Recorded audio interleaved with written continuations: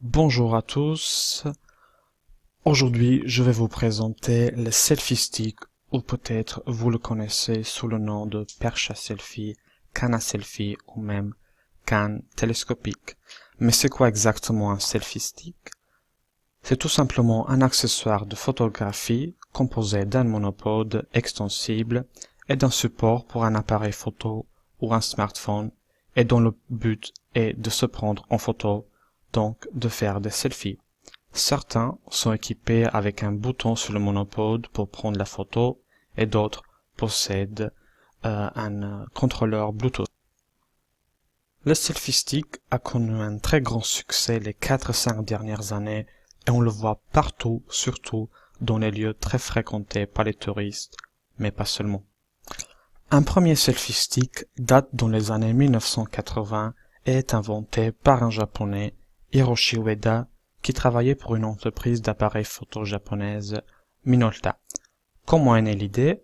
Tout simplement lors d'un voyage en Europe, plus spécifiquement à Paris, devant le musée de Louvre, Hiroshi Ueda a eu quelques petits problèmes. Il a demandé à un enfant de prendre une photo de sa femme et lui. L'enfant prend l'appareil et s'enfuit avec. De retour au Japon, Hiroshi Ueda trouve une solution, un stick, une canne extensible, équipée d'un support pour l'appareil photo et d'un miroir qui permettait de cadrer la photo. La philosophie derrière tout ça était que je n'avais plus besoin de personne pour prendre une photo. Je pouvais prendre des photos de moi quand je voulais et où je voulais, raconte-t-il lors d'une interview pour la chaîne BBC. Et c'est là où le selfie stick était innovant. Il donnait une indépendance à l'utilisateur. Une idée géniale. L'entreprise Minolta commercialise le stick en 1983. Mais le produit n'a pas eu un succès. Au contraire, c'était un vrai échec. Et cela pour plusieurs raisons. Des raisons comme le poids lourd des appareils, la qualité des photos, et l'idée de prendre des photos de soi était pas bien vue à cette époque.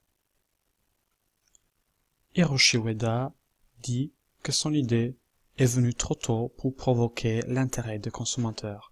Une invention de 3 heures du matin, dit-il. 20 ans plus tard, au début des années 2000, un inventeur de jouets et de gadgets canadien, Wayne Fromm, a eu la même idée, d'un bâton extensible, et lui aussi, il a eu cette idée lors d'un voyage en Europe.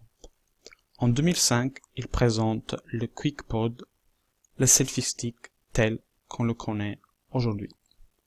Le QuickPod n'a pas connu un grand succès non plus.